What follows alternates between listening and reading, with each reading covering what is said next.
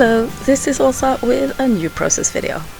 Today I'm making another double page spread with a pocketed insert in between. This time the two pages won't be as abridged over like the last double page spread that I did, so this pocketed insert will feel a lot more natural. This is almost like companion pages, and they have kind of a bit different feel, since they have similar but not photos that they aren't much alike from the left to the right page. So this will be my setup. On the left you'll see photos of me wearing my hat and on the right page you'll see photos of my family at the beach. We did an outing on New Year's Day.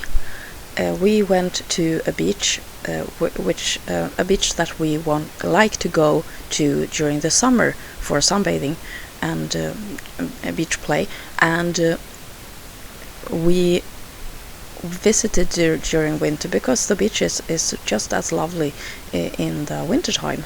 And at this point in time we didn't have any snow, so it was really easy to go there, and we had a very nice time there. It was rather cold, and by the waterfront it's even more cold, but we enjoyed the stay until the kids became too tired to walk, and then the ending of this outing wasn't as fun as the start was, if I put this mildly. But the photos are great, even though it's overcast and no sun anywhere. I think the photos are powerful, and it's mainly due to the ice.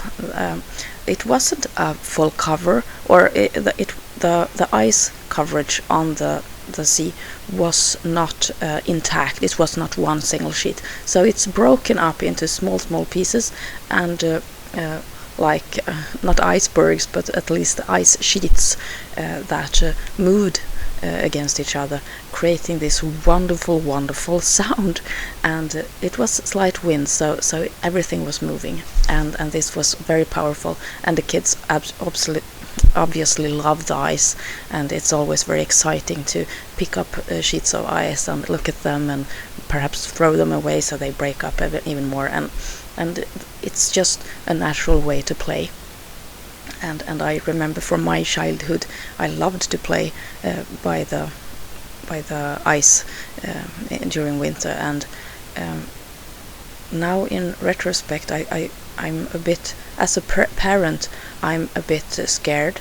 I would never have allowed my kids to be that close to water and ice during winter and just play. That would have been totally unacceptable. But I seem to have been allowed, or at least I didn't know. So anyway, I'm fascinated by beach and the coast and everything that has to do with this. And if you have been watching my channel for a while, you have seen lots of these beach photos. And I have no trouble going to the beach in the winter. It might make me want the summer to come faster, but at least I get to see the sun, the sea and the waves and the water. Now I'm cutting apart a couple of border strips. These are from, I think they are from Kaiserkraft. I seem to be working mainly with Kaiserkraft these days.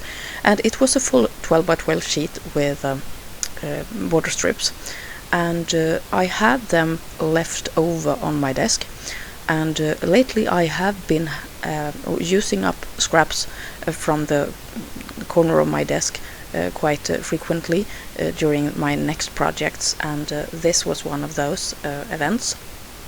I love the idea to use up your scraps immediately, and I think that I will continue doing this until my stack of scraps come out of hand, because I don't really want a mountain on my side with scraps, and because that would be inconvenient to work with.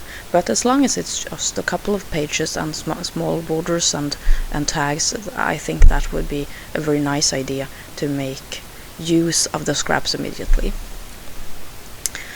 Now I cut out the major part of this cardstock inside, with the part which I will cover up anyway with this huge photo block. And that's just to be frugal. I loved the color of this cardstock, and I will definitely try to make as much use of it as possible. I often hear when I watch YouTube videos that people like to use up their supplies, and of course I want to use my supplies as well, but I have no strong urge to just use it up so that I get rid of it, or that I put it in my album and save it that way.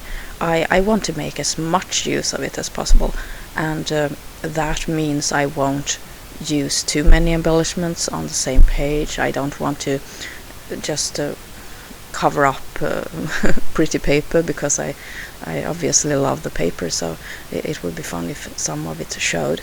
And I think this has become more and more my style. I don't put a lot of things on most my pages. I try to keep it not minimal, but at least reasonable. And I'm a bit against this whole consuming and spending lots of money to put it in the album, because at the end of the day the album page is just an album page, even though I narrate the process and I post my layouts online, and I really enjoy the likes and the comments and everything. I don't want it to be a manufacturer's like commercial. I want it to be a creative process where my work is the main part, and not the just showcasing the designer. For me, my work is my work still, and I have come to this conclusion more and more lately, that I want my pages to be mine, and I feel a lot better when I make details and when I make elements on the page that's totally unique and totally me. And it's hard to get the right finish, and that's a problem, of course, but I enjoy the process of making pages unique. When I got these pocket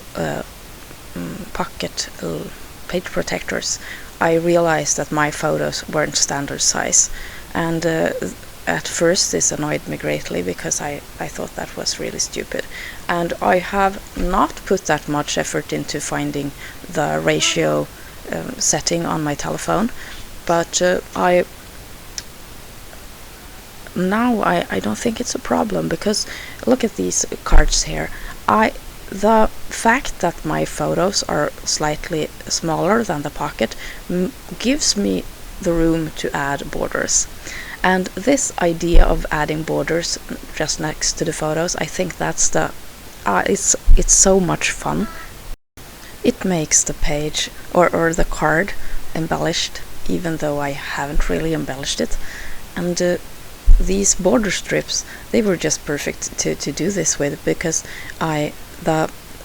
okay, on the left side it's a border strip, on the right side I used scraps from a previous project, but the border strip, these numbers, they are like almost like stucco or relief numbers. It wasn't like a text, so it didn't go with words, and they had to be in a specific order, but it made the border whole. At first I wanted to give have, for example, the middle photo have the border on the right, but then I liked the feeling that the border strip continued all from the top to the bottom of the page.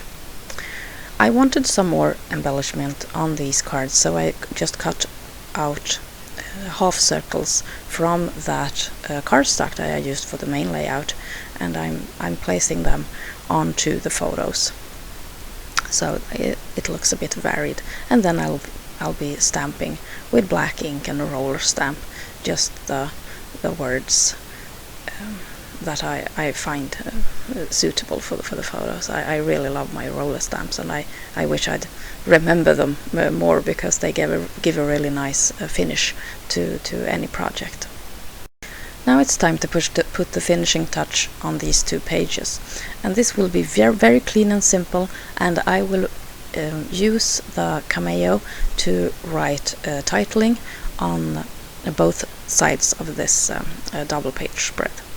And on the left I will make use of a quote or a reference to Alice in Wonderland. And this book, Alice in Wonderland, it's been with me the last like a year, I think, or yeah, almost a year now, and I have drawn inspiration from it a lot, and I don't know why at this point in my life it has become relevant, but it has.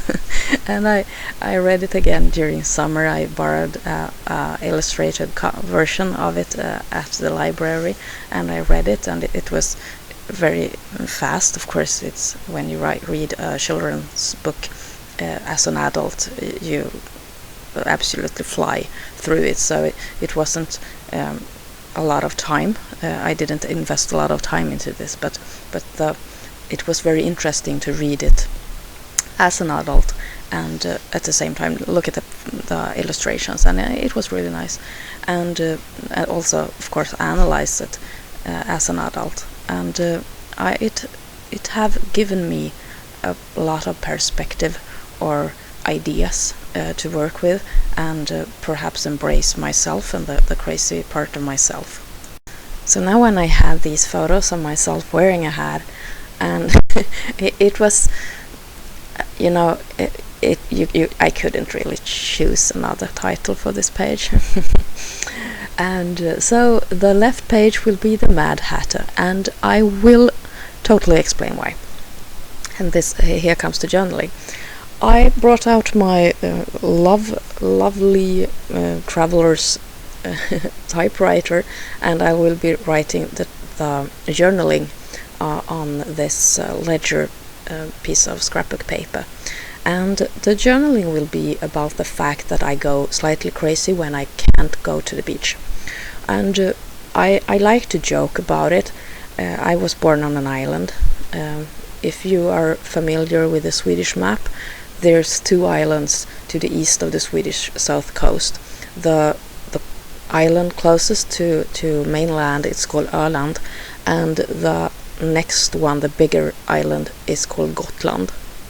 And I was born on Gotland, and it's special to be born on an island, and it like growing up in an area with that much isolation, because even though it's modern times, living on an island is still some kind of isolation. I never felt isolated living on an island, but the concept gives the people living there a feeling of uniqueness, and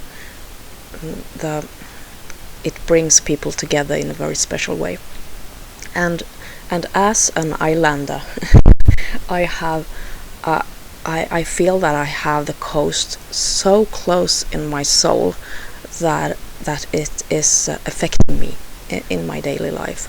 And now when I don't live on the island anymore, I moved from there already when I was 6 years old, but I spent most of my summer vacations there as a child.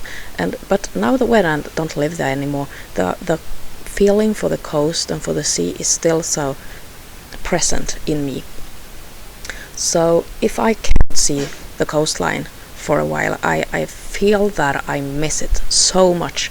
And my family totally gets this, and I joke about it that my soul stops if I don't go to the beach and if I can't feel the wind. It's a lot about the wind. So this journaling is about the kind of the need that I have to keep my sanity, to go to the beach. And the titling on the right side, it's the name of the place and when we were there. So it's just Bergafjärden and New Year's Day. Thank you so much for watching. I hope that you have enjoyed this process video. Even though it's very simple, I think it's got a quality in my album, and it showcased these wonderful photos in a nice way. Thank you so much for watching. Come back soon. Take care. This is Åsa. Bye.